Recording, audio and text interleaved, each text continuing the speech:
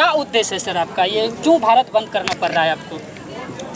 भारत बंद करना पड़ रहा है हम लोगों को जब नरेंद्र मोदी का सरकार आया है,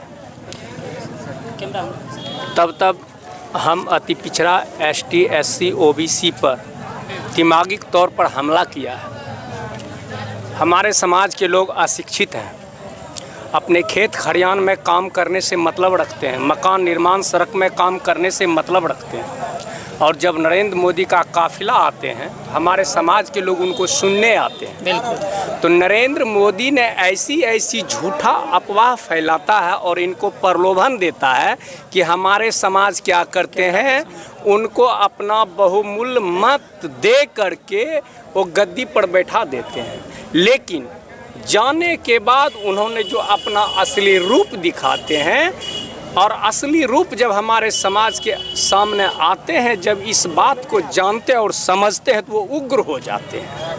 तब जो भी 10%, 5%, 8वीं 9वीं 10वीं पास हमारे दलित समाज के लोग, पिछड़े समाज के लोग, गरीब लोग, मजदूर लोगों का बच्चा जो थोड़ा मोड़ा पढ़ा है, वह अखबार और सोशल मीडिया के माध्यम से जानता है कि जिन लोगों को मैंने अपने विकास के लिए, जो व्यक्ति मेरे विकास का वादा करके हमसे मत लेकर के गद्दी पर बैठा है, वही आज मेरे साथ धोखा कर रहा है। इसका सीधा उदाहरण है मुजफ्फरपुर की हमारी दलित बहनों के साथ बलात्कार ही नहीं, चाकू से गोद करके उनकी हत्याएं की गई है।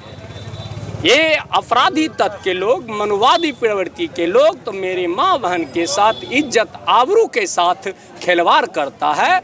और ये हमारे संसद के मुखिया माननीय प्रधानमंत्री नरेंद्र मोदी जी कलम से हमारे अधिकार को गोद करके हत्याएं कर रहा है। जब ये हमारे अधिकार को छीन लेगा तो फिर हम लोगों के पास बचेगा क्या? तो अपने अधिकार के लिए हम लोग सड़क पर उतरे हैं। आपको यह पता होगा कि आज़ादी के पहले 1982 में ज्योतिबा फूले जी ने गरीबों, दलितों, मजदूरों के शिक्षा के लिए उन्होंने आवाज़ उठाया और नौकरी में भागीदारी के लिए उन्होंने प्रस्ताव रखा।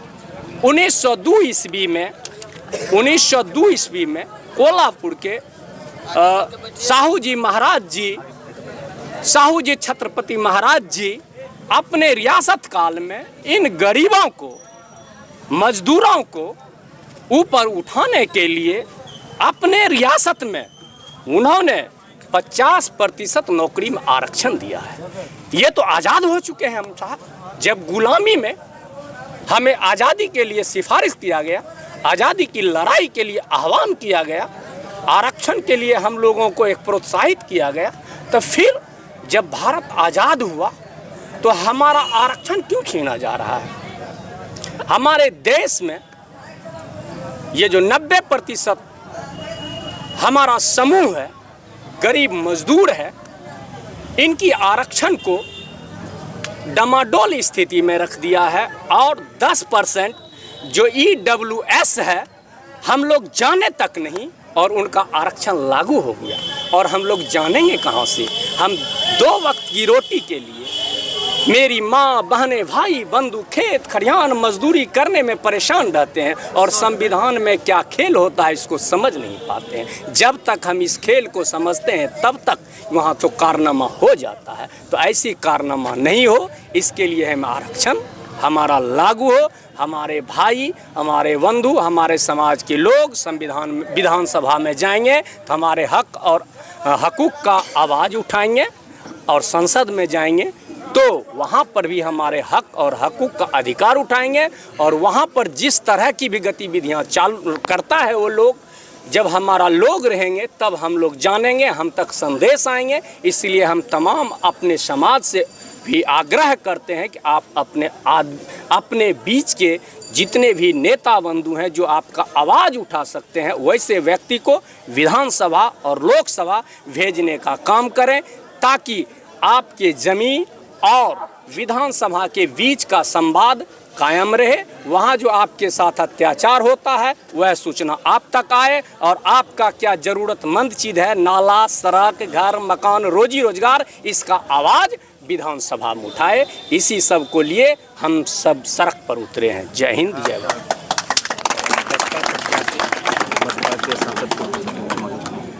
इस बार था हाँ, कैसे? तो आप उनसे भी 2 बात करें। चलिए, तो जैसे कि देखें कि यहाँ जो है मैं अलग अलग लोगों से बात कर रहा हूँ, सभी का उद्देश्य है आरक्षण को लेकर, और सुप्रीम कोर्ट का आदेश आता है कि कोटे में कोटा, यानी दलित समाज को जो है इन लोगों को आरक्षण दिया है, उन्हीं आरक्षण में जो है दूसरे को जो लोग नहीं हैं उसी में क्रीमी लेयर लाया गया। जो 8 लाख से ज़्यादा कमाते हैं उनको पास जो है ये आरक्षण की व्यवस्था नहीं किया गया। ये सारे आंदोलन को लेकर जो है पूरा भारत बंद किया गया है। देश के कोने कोने में जो है आज भारत बंद है। बहुत सारे दुकानदार भाई भी यहाँ देख सकते हैं जो भाषण को सुन रहे हैं। तो चलिए, और मेरे एक प्रतिनिधि आ गए हैं, उनसे हम बात करेंगे। पूर्व सांसद जो है बसपा के प्रत्याशी है और उनसे हम बात करेंगे। क्या नाम है? पूनम सिंह कुशवाहा है, और उनसे हम बात करेंगे क्या उद्देश्य है और ये भारत बंद को वो किस तरह से देखते हैं। उधर से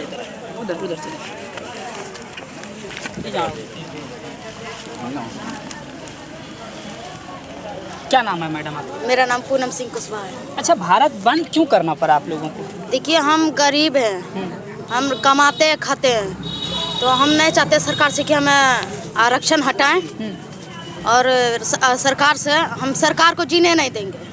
अगर जो हमारा आरक्षण हट गया तो हम सरकार को चैन से नहीं बैठने देंगे और सभी मिलकर तबाह कर देंगे।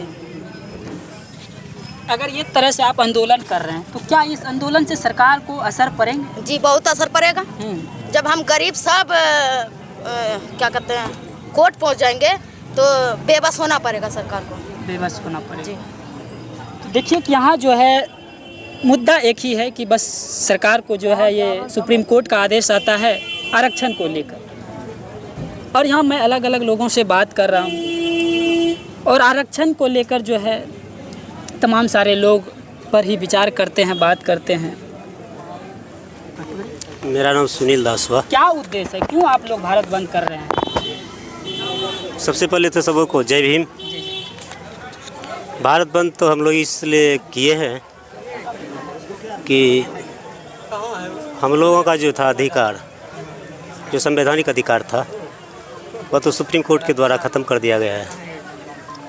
पुनः उसको निरस्त करने के लिए इसीलिए हम लोग हड़ताल पर बैठे हुए हैं। अच्छा, आपके समाज के लोग सांसद हैं, विधायक हैं, वो लोग आवाज़ उठाते हैं, वो आपके समर्थन में है या नहीं?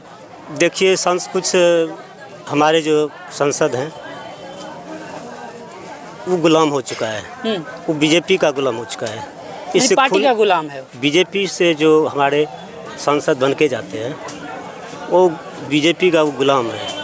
हमारा जो अधिकार जो छीना गया, अभी जिस रूप में उसको बोलना चाहिए, बहस करना चाहिए था, जो बिल लाना था संसद में, वो बोलने से भी डरते हैं, क्योंकि उसको संसद बन के रहना है, मलाई खाते रहना है।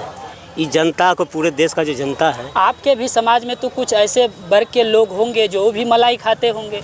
सुप्रीम कोर्ट ने वही किया है कि जो आपके भी समाज में है, जो उनसे छोटा है, जो उनसे गरीब है, उन लोगों तक नहीं पहुंच रहा है, तो उनको भी देने का प्रयास किया जाए।